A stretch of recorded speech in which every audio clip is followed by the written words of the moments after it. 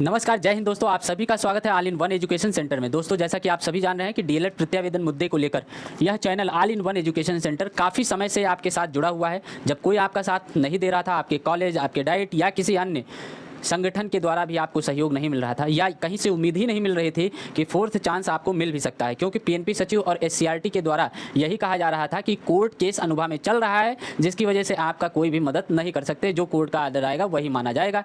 ऐसे में सचिव से भी बात हुई, कई बार एससीईआरटी पर भी बात हुई, तो यही सामने आ रहा था कि कोर्ट में केस है जिसकी वजह से हम कुछ नहीं कर सकते। और इधर से पूरा जोर लगा रहे थे इनके वकील, चाहे एससीईआरटी के वकील हैं या पीएनपी के वकील, एनसीटी के वकील, तो ये सभी लोग जो सरकारी तंत्र में थे ये यही चाहते थे कि फोर्थ चांस कैसे भी न मिल पाए। 8 महीने से अनुभव मिश्रा और लगभग 10 केस ऐसे थे जो उनसे कनेक्टेड थे और सब केस चल रहा था और कोई भी परिणाम नहीं मिल रहा था 8-9 महीने से। ऐसे में मैं एससीईआरटी पर एक बार गया, वहाँ पर सभी बच्चों को इकट्ठा किया, पता चला बहुत ही लोग इससे परेशान हैं और फोर्थ चांस मिलने का कोई भी उम्मीद कहीं से नहीं दिख रहा है। और कोर्ट में हारने के पूरे चांस थे, क्योंकि जो भी वकील थे वो लोअर कास्ट के, मतलब हाई लेवल वाले नहीं थे, कम पैसे लेकर केस करने वाले वकील थे। तो ऐसे में मैं सिद्धार्थ खरे, जो कि अशोक खरे, जो उत्तर प्रदेश के सबसे जाने माने वकील हैं सिविल केस के लिए, उनके बेटे सिद्धार्थ खरे को हायर किया। वहाँ लगातार मैं संपर्क में रहा, कई बार इलाहाबाद गया, कई बार एससीईआरटी पर भी इन मुद्दों के लिए गया, इलाहाबाद में बात करी, उनके ऑफिस में गया, उनके चेंबर में गया, उनके घर आवास में गया, जो बंगला है, बहुत बड़ा बंगला इलाहाबाद में बना हुआ है। उसको भी कभी स्टेटस लगा के व्हाट्सएप पर आपको दिखाएंगे कि कितना बड़ा उनका बंगला है। कापियों और रिट से इतनी रूम भरे हुए हैं, कुछ कह नहीं सकते। चलिए खैर, अब देखते हैं कुछ मुद्दे हैं, जैसे पीएनपी नोटिस, जो कि आप इस समय परेशान है कि पीएनपी नोटिस एक आई है, जो कि नोटिस नहीं है, वो रिटन मैसेज है जो लोग इधर से उधर फैला रहे हैं। ठीक, उसके बारे में बात करेंगे, क्या याची बनना जरूरी है, सभी एक से जितने भी पॉइंट है सब पर बात करेंगे। आपको बता दें 6 जुलाई को जो कोर्ट ऑर्डर आया था साक्षी शीतल वाले केस में, सारे केस कनेक्ट कर दिए गए थे साक्षी वाले में, और इसी में शीतल और सभी केस कनेक्ट हैं, और 14 लगभग केस थे। उस पर यही फैसला आया अंतोगत्वा कि सभी लोग को जोड़ा मैंने, आरजेटी चैनल भी जुड़े हमसे, सब लोग सहयोग किए और सभी प्रशिक्षुओं की उम्मीद थी कि हम इस केस को ज़रूर जीतेंगे। हमारी मेहनत, हमारे विश्वास पर जीत हुई। सिद्धार्थ खरे जी को हम मिले तो मिठाई भी खिलाया, इस बारे में इस अभी गए हुए थे हाल ही में, मिठाई भी खिलाई और उन्हें धन्यवाद कहा कि इस केस को आपने जिताया। जहाँ सब कोई उम्मीद खो चुके थे, हम विश्वास बनाए रखे और सबके धाड़स बनाए रखे, सबकी उम्मीद बनाए रखे कि भाई आप लोग परेशान ना हो, केस जरूर जीतेंगे, और केस जीते भी। तो इस आर्डर में कई लोग भ्रामक सूचनाएं फैला दिए कि आर्डर ये है, आर्डर वो है, और ऐसा आर्डर उन्होंने दिखा दिया, ये आप देख सकते हैं। ऐसा ही आर्डर सब जगह प्रेषित कर दिया गया स्क्रीनशॉट लेकर। ये 16 पेज की कॉपी थी आर्डर की। इसमें ये पेज जो था वो साक्ष्य हम लोगों ने दिखाया था, सबूत के तौर पर दिखाया था। यहाँ पर नोटिस आप देख सकते हैं कि 20/4/2022 की नोटिस है और 19/4/2022 की, जबकि 23 में हम केस जीते हैं। तो ये नोटिस कैसे हो सकती है दोस्तों पीएनपी सचिव की? ये पुरानी नोटिस थी, जिसके आधार पर यह नोटिस हमने दिखाकर कोर्ट में दिखाया कि इस आधार पर लोगों को मौका मिला है इससे पहले, और हमें भी नया मौका, जो बच्चे मतलब इस केस में हैं, इस प्रत्यावेदन मुद्दे पर फंसे हुए हैं, उनको भी एक अतिरिक्त चांस मिलना चाहिए। तो ऑर्डर आया, कोर्ट का ऑर्डर 6 जुलाई को आ गया, जिसे आप देख सकते हैं यहाँ इंग्लिश में वो ऑर्डर लिखा हुआ है। ये इंग्लिश में ऑर्डर अलाउड करके लिखा हुआ है, जिसको मैं यूट्यूब चैनल पर केवल इस मुद्दे पर कि ऑर्डर में क्या आया है उस पर भी वीडियो बनाया, आप देख सकते हैं उसको चैनल पर जाके। फिर भी मैं एक बार और बता दूं, क्योंकि कई लोग भ्रम में हैं कि फोर्थ चांस क्या सबको मिलेगा, तो ऐसा बिल्कुल नहीं है। यहाँ पर ऑर्डर हम पढ़ रहे हैं, writ for mandamus is issued to respondents to provide additional chance to the petitioner to appear in paper। यहाँ पर पिटिशनर लिखा है, यानी याचियों को एक अतिरिक्त मौका दिया जाए जो इस रिट में है। ठीक, आगे कि in view of the last argument advantage to behalf to the state in it is provided that present judgment and order shall not be treated as a binding precedent in relation to those writ petitioner which shall be filled after that of this decision। तो ये court ने ये भी सख्त निर्देश दे दिया कि जो भी आगे आने वाली याचिकाएं होंगी, जरूरी नहीं इसी जजमेंट के आधार पर उन्हें दे दिया जाए जजमेंट।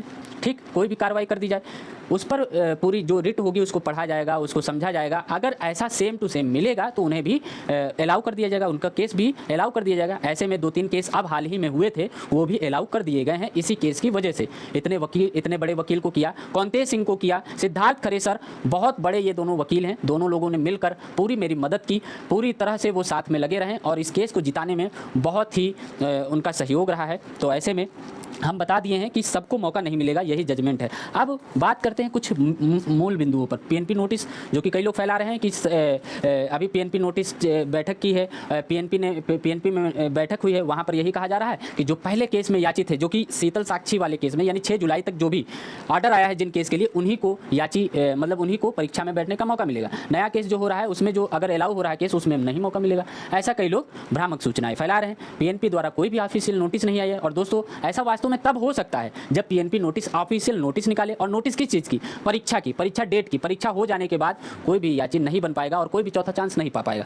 लेकिन कुल मिलाकर कि परीक्षा कब तक होगी, परीक्षा कब तक हो सकती है? 2 महीने का चांस दिया गया था, 2 महीने में परीक्षा होना संभव नहीं है, क्योंकि मैंने एससीईआरटी पर भी बात की तो वो भी यही बताए हैं। और हो सकता है कि अभी 1 महीना बच गया है, 2 महीने का समय में 1 महीना अब बच गया है, तो इस 1 महीने में वो परीक्षा भी नहीं करा पाएंगे। इस समय कापियाँ चेक हो रही हैं, 21-22 बैच और पुराने जो भी स्टूडेंट हैं जिनको मौका मिला है उनकी परीक्षाएँ हुई हैं और कापियाँ 9 से 23 अगस्त तक कापियाँ चेक होने जा रही हैं। उसका रिजल्ट आएगा, 1 महीना अभी इसी प्रोसेस में लग जाएगा, फिर उसके बाद स्क्रूटनी होगा, फिर उसके बाद फिर उसका रिजल्ट आएगा। इस तरह से अभी 2-2.5 महीना इसी में कट जाएगा और आने वाली परीक्षाएं जो होंगी सत्र के साथ वाली, जो कि द्वितीय और चतुर्थ सेमेस्टर की, उसी के दौरान आपकी भी परीक्षाएं जोड़ दी जाएंगी। ये मेरा पूरा अनुमान है और यही होने वाला भी है।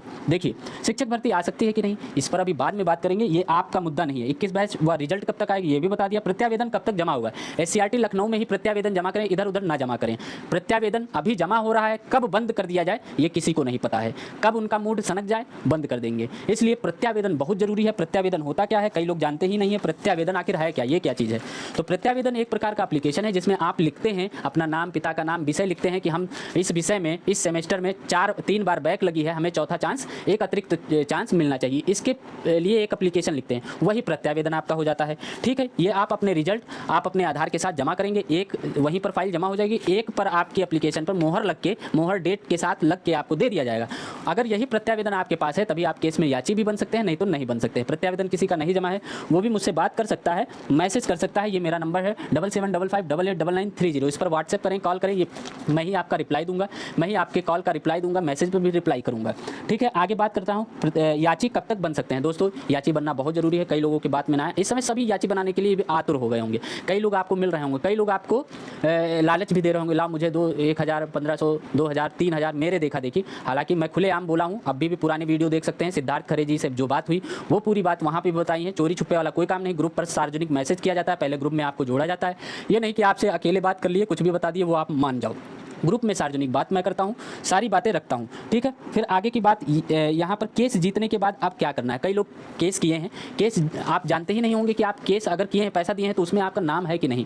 इसको जानने के लिए एक मेमो बनता है, पार्टी मेमो। कितने स्टूडेंट उस केस में हैं, उनका नाम, पापा का नाम और जिला, ये और पता पूरा लिखा होता है, वही आपका पार्टी नेम होता है, मेमो होता है। इसको और ऑर्डर, जो केस का ऑर्डर होता है, उसको लेकर आप एससीईआरटी भी जमा करेंगे। उसके साथ साथ एक प्रत्यावेदन एप्लीकेशन होगी, जो कि आपकी एप्लीकेशन इस तरह से होगी, जिसमें आप अपना रिट नंबर, किस रिट में थे आप, किस केस में थे, किस सीरियल नंबर में आपका नाम था, ये भी आप जमा करेंगे, ये एप्लीकेशन लिख के। तब आपको मोहर लगाकर वो साक्ष्य के तौर पर आपको दे देंगे। ये बहुत जरूरी है, कई लोग नहीं कर रहे हैं, कई लोग याची बने होंगे, ऐसे ही टहल रहे होंगे और पता भी नहीं होगा याची है भी कि नहीं। मैं पूरे प्रूफ के साथ जो स्टूडेंट मुझसे जुड़े हैं उनको प्रूफ पूरा देता हूँ और उनको एससीईआरटी पर बुलाकर सारे साक्ष्य जमा भी कराता हूँ। मेरा फोटो वीडियो भी वहाँ शूट कर लिया गया था, खींच लिया गया था एससीईआरटी पर, कि यही लड़का है जो केस किया था, जो इस समय परेशान किया हुआ है। एससीईआरटी, पीएनपी जो भी वहाँ पर गया था एससीईआरटी पर, वो जान रहा है। देख रहे होंगे तो आप जान रहे होंगे, कमेंट करिएगा कि वहाँ पर फोटो खींच लिया गया था, वीडियो बना लिया गया था कि यही लड़का है जो केस किया है, जो इस समय सरकार और पीएनपी एससीईआरटी से लड़कर इस मुद्दे पर जीत हासिल करी है। तो डरता नहीं हूँ मैं काम कर रहा हूँ, ईमानदारी से कर रहा हूँ और प्रशिक्षु हित में कर रहा हूँ। इसके लिए कोई दिक्कत भी मुझे आएगी, मैं झेलने को तैयार हूँ, उसके लिए कोई प्रॉब्लम नहीं।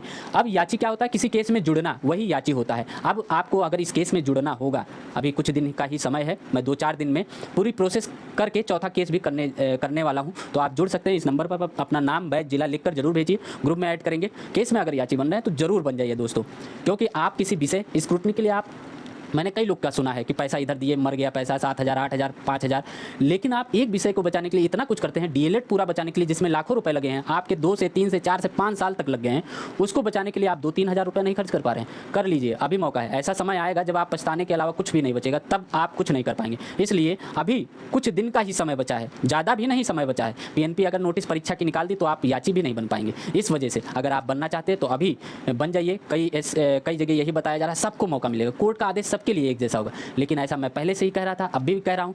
आर्डर भी आपको पढ़ के सुना दिया हूँ कि याचियों के लिए ही, जो आप आर्टिकल 14 का हवाला दे रहे हैं, वो आर्टिकल 14 के लिए ही कहा गया कि जो पहले बच्चों को दिया गया है वही ये केस में जितने बच्चे हैं इनको आर्टिकल 14 का प्रावधान के अनुसार इन्हें भी मौका मिलना चाहिए। तो ये आर्टिकल 14 इन्हीं पिटिशनर के लिए था जो 14-15 याचिकाएँ थी। तो इस वजह से कोर्ट उन्हीं को ही मौका देगी जो याची बने होंगे। तो इस वजह से आप जुड़िए, चैनल को ज़्यादा से ज़्यादा सब्सक्राइब कर दीजिए और इस चैनल को बढ़ाने में मदद करिए दोस्तों। आपके लिए ज़मीनी स्तर पर पूरे जोर से काम किया जा रहा है। जो चैनल में पहले से जुड़े हैं वो सब जान रहे हैं कि इस कदर मेहनत हो रही है।